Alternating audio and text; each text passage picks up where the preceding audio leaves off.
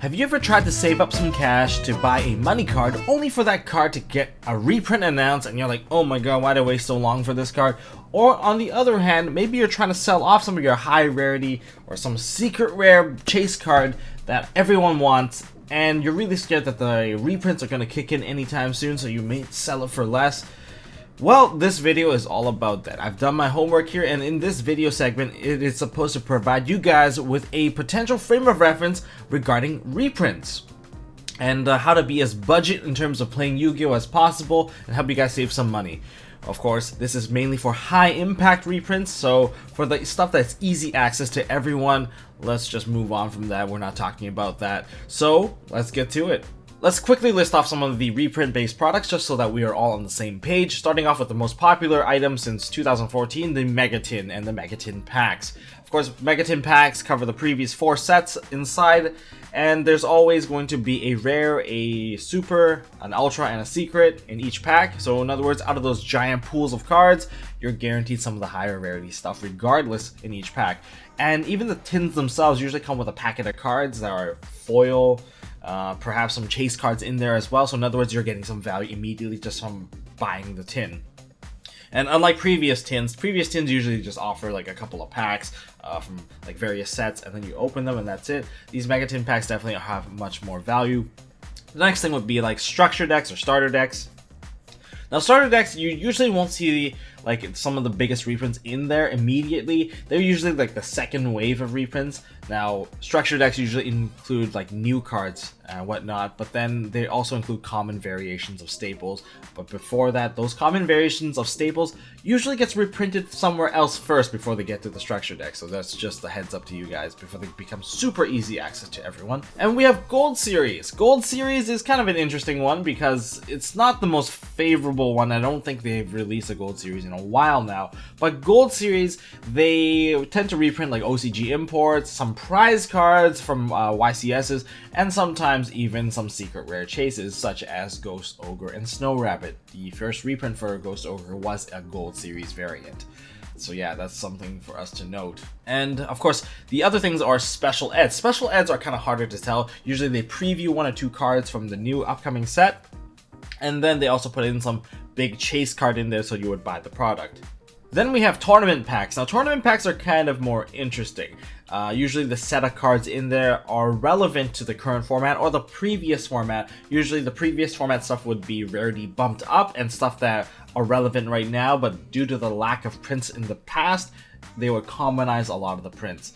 That's exactly how I would analyze how most of the OTS or Astro packs have been released so far. And then there's also a rarity bump. And these rarity bumps are usually some significant chase cards and potentially some cards that will get hit by the ban list fairly soon. That's just my take on it. And then we also have, one of the latest things for you come to Yu-Gi-Oh! Which would be subsets, which is like Fusion Enforcers, Spirit Warriors. These sets contain like new cards, and then they print out all their supports to go with it. So the reprints of the supports come in there. So when there was a lot of psychics, they put an E-Telly in there for people to actually get access to more E-Telly. You guys kind of get the idea. So basically anything that's not in the core set is potentially where you would find your biggest reprint.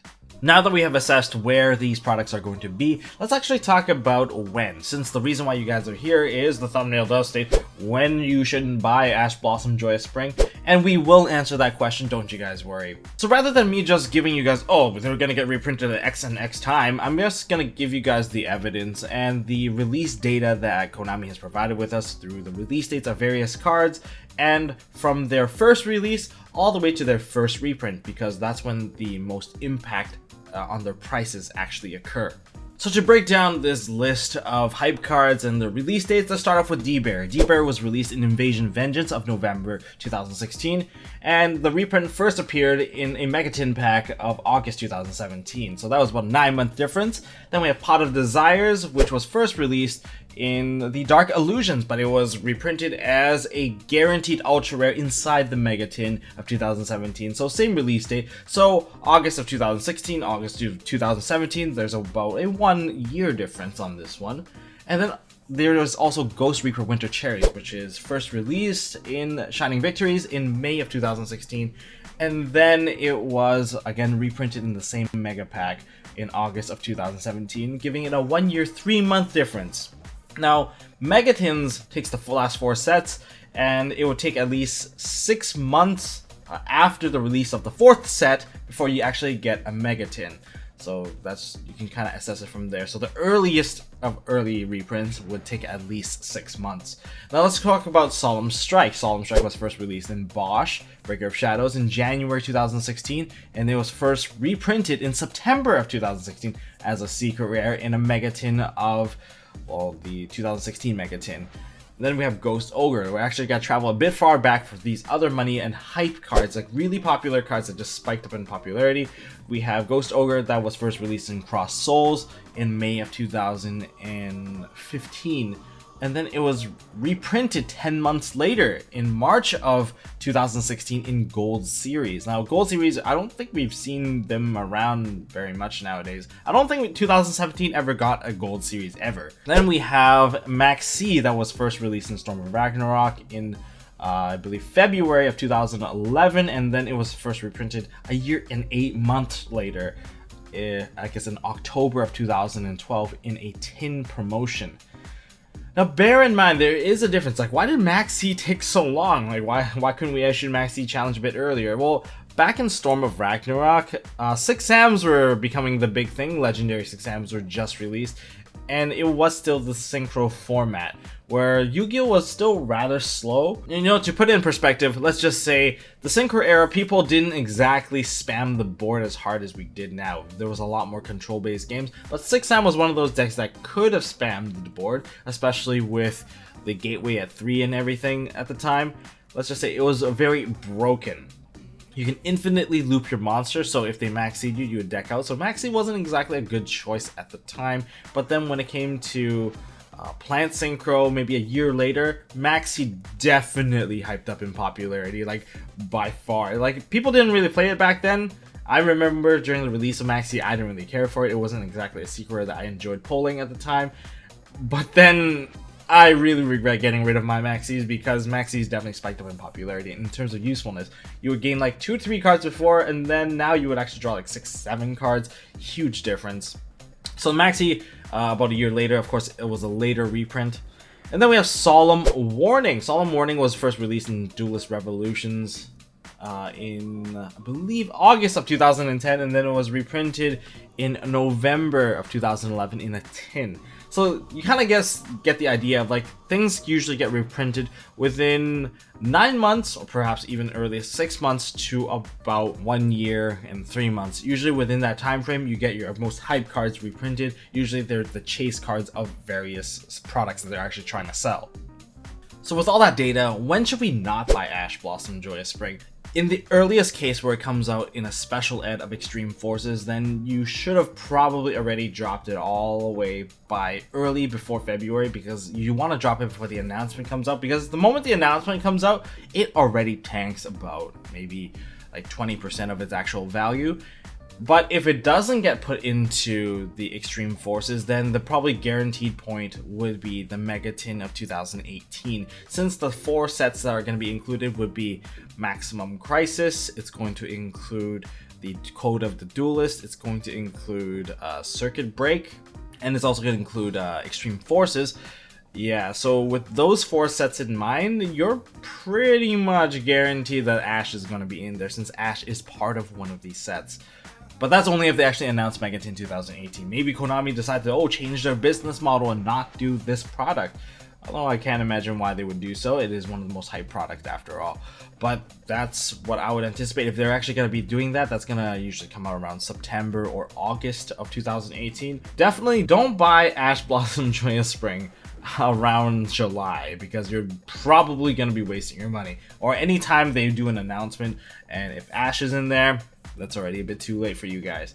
Let's quickly recap here. The first thing to note is high impact, high rarity card with high popularity are often going to be reprinted as chase cards. Second thing to note is which product they're going to be in. Well, pay attention to what's coming out within the next couple of months.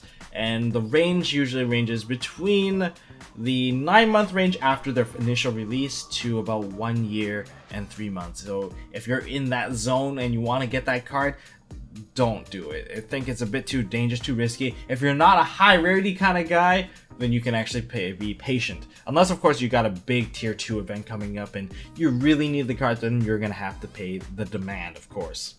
So with all that information, how do you actually save money or make money? Well, the first tip I have for you guys, if you guys haven't figured it out, is if the card only has one release and it is one of those money chase cards that you're looking after, and it's 8 months after its original release, don't buy it, because you're hitting close to that 9-month to a year and 3-month range where it's a bit dangerous. I know you've been saving money to go get it, but now's not the time. You can actually budget yourself a little bit better and perhaps chase the next card that is about to come out. That's actually a smarter way to do it. Second thing is, if you're going to be rarity bumping something, say you do want to play the high rarity stuff, you can pick up the cheaper copies first. They do the same thing and then rarity bump. It's actually cheaper to rarity bump from that point forward, just because when the release of the reprint is out, the original will drop significantly. Of course, we're not talking about like alties or like high rarity bumping from like tournament packs. I'm talking about the reprints of staples and stuff like that coming from mega tins and whatnot. That level of reprint. You can usually pick up your entire set for the exact same money that would potentially have cost you to just get one. So if you want to do high rarity bumping, that is still a potential for you. You can actually save some money and still have the maximum use for it. Now, for those of you guys who want to sell your cards, when's the best time to sell out your, I guess, your high rarity hand traps or high rarity traps or whatever secret rare that is in demand at the time? Well, I would suggest selling it within 6 months after release. 6 months is a pretty safe bet because I don't think the reprints would have been announced yet. Then you can actually sell it at max value. Potentially, the card has been seeing a lot of tournament play, so you can actually sell it at a higher value. And for those of you guys that don't really need to go to tier 2 events, that's probably a good time. Otherwise, you're kind of stuck on your own, because if you need it for tournaments, then you're gonna have to pay the price for it as well. But that's basically all I got for this video. If you guys got other suggestions of how to like guess when the reprints are coming and there's other data that I might have been missing, leave it down in the comment section below. I would love to read over it too. And this is just a segment to kind of help us all kind of save money and not get ripped off by shady vendors or whatnot. And of course, you know, just a little disclaimer, this information is all just based off of pattern recognition of the release date of the cards that are most important to the meta and the ones that have the highest impact. Konami can 180 this at any point and this whole segment will be absolutely wrong, but this is what we have so far for the data. And for the rarity junkies out there, well, you do you, man. You guys can fork as much money out there as you want and no one's gonna be judging you guys. Well, some people will, but I don't really care. And if you guys enjoyed this video, hit me up with a thumbs up. If you guys want to see more stuff from MST.TV, hit that subscribe button. And as always, we got more tips for you guys. And don't forget to stay tuned to your MST.TV. Hey guys, thanks for watching. If you like this video, please drop us a like so we know we are doing a good job, and you can also subscribe to MST.TV for more fantastic videos by clicking on the button on the left. Don't forget to check out our partners at Imperium Duelist. They make really high quality mats, including some of my own limited edition release stuff. And if you want to check out one of our past videos, click here on the right. As always, don't forget to hold on to your MST.TV, and I'll see you next time.